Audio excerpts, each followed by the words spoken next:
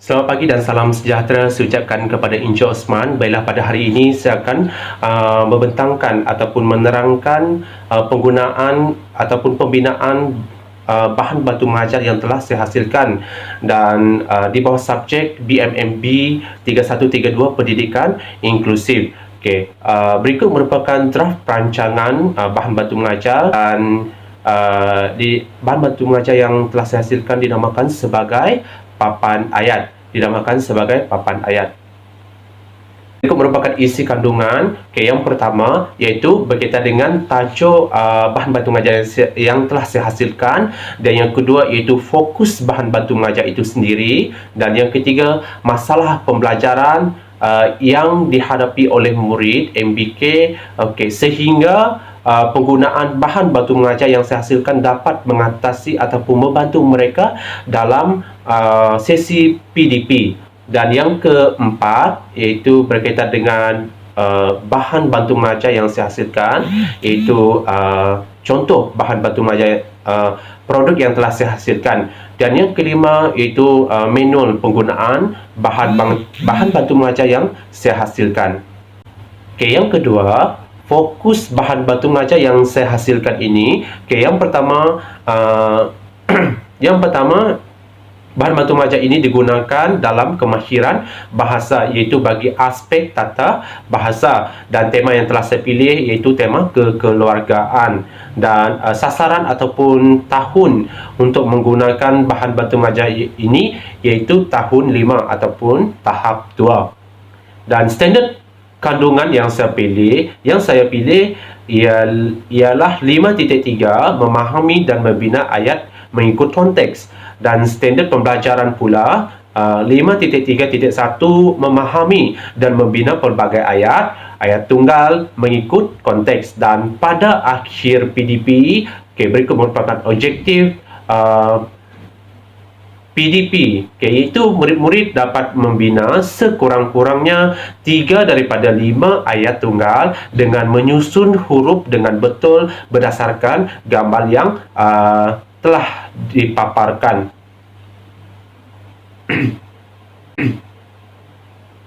Bila berikut merupakan masalah yang dihadapi murid MBK, iaitu terdapat tiga kategori. Bermaksud bahan bantu yang mengajar yang telah saya hasilkan ini dapat membantu murid yang mengalami masalah pembelajaran, itu slow learner. Lepas yang kedua masalah penglihatan, yang ketiga masalah pendengaran. Bahan bantu mengajar yang saya hasilkan ini dapat membantu murid-murid yang mengalami ketiga-tiga masalah tersebut dalam PDP. Bermaksud apabila PDP berjalan dengan adanya bahan bantu mengajar yang telah saya hasilkan, bermaksud murid-murid pada akhirnya akan dapat mencapai objektif pembelajaran berbantukan bahan bantu mengajar yang telah saya hasilkan. Yang pertama iaitu masalah pembelajaran, iaitu slow learner. Ciri-ciri mereka iaitu murid tersebut mempunyai tahap intelek yang rendah dan tidak aktif dan banyak mendiamkan diri. Dengan menghasilkan bahan bantu mengajar ini, ianya dapat membantu murid-murid yang mengalami masalah pembelajaran slow learner itu, kerana bahan bantu mengajar yang telah saya hasilkan ini iaitu dari mengikut langkah demi langkah, dan ianya disusuli dari mudah ke sukarlah, dan tahap kesukaran itu juga adalah tahap yang minimum. Seterusnya masalah penglihatan. Masalah penglihatan ni seperti yang kita sedia maklum bahawa murid MBK yang mengalami masalah penglihatan dan telah diserap masuk ke kelas arus perdana ini tidak semestinya mengalami masalah penglihatan yang sepenuhnya. Mungkin dalam kalangan mereka adalah antara murid yang mengalami masalah penglihatan yang mungkin agak kabur untuk melihat sesuatu benda, dan yang kedua iaitu dan yang ketiga itu masalah pendengaran. Masalah pendengaran begitu juga, itu tidak semestinya murid-murid MBK yang berada dalam kelas arus perdana tidak dapat mendengar dengan sepenuhnya. Mungkin mereka perlu mendengar dengan secara tidak aktif. Okey, berdasarkan bahan bantu mengajar yang telah saya hasilkan, dan saya yakin bahawa penggunaan BBM yang telah saya hasilkan itu dapat membantu mereka untuk mengikuti sesi pengajaran dan pembelajaran sehingga akhirnya mereka dapat mencapai objektif. Kerana satu, bahan bantu mengajar yang telah saya hasilkan adalah berbentuk maujud, dan yang kedua iaitu langkah demi langkah dan arahan demi arahan, dan yang ketiga ianya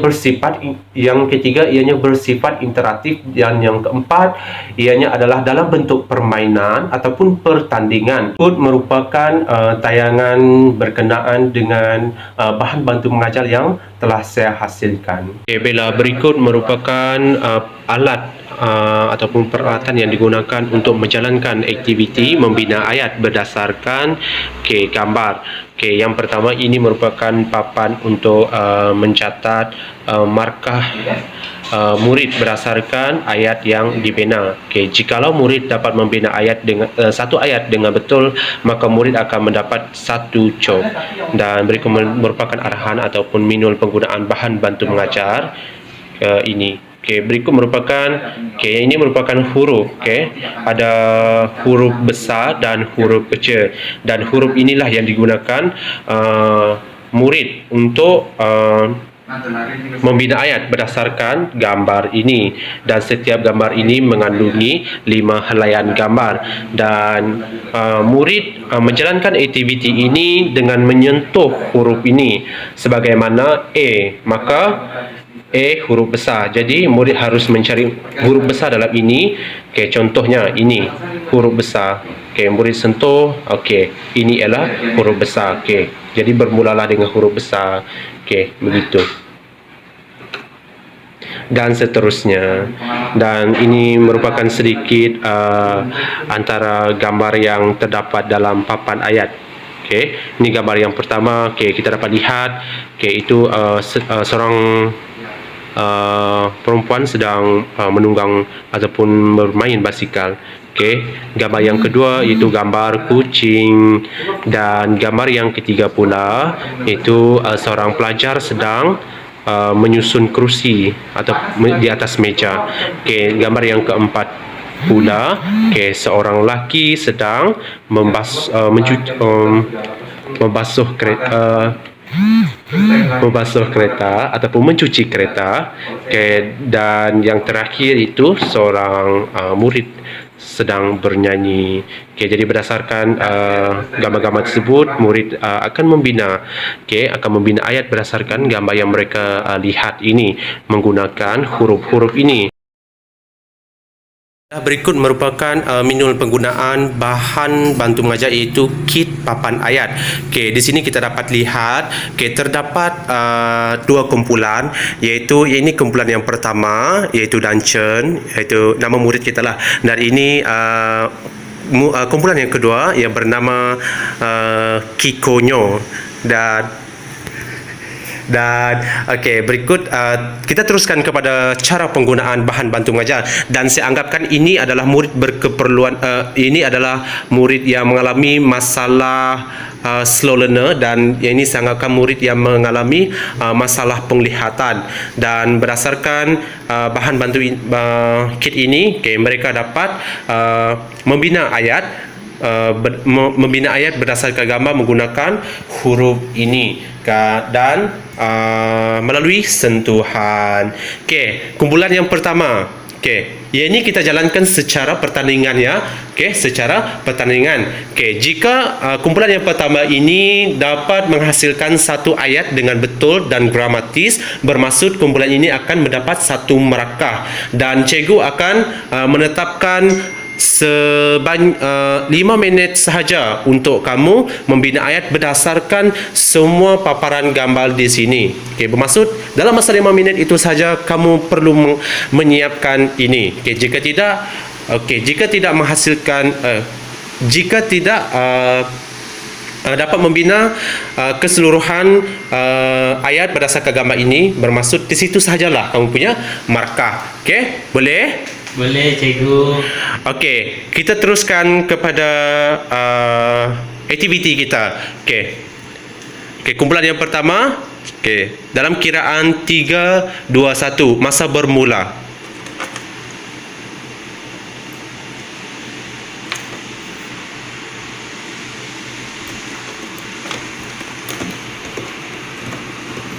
Okey, sudah siapkah? Sudah, cikgu. Okey, mari kita semak ya. Okey. Ani sedang bermain basikal.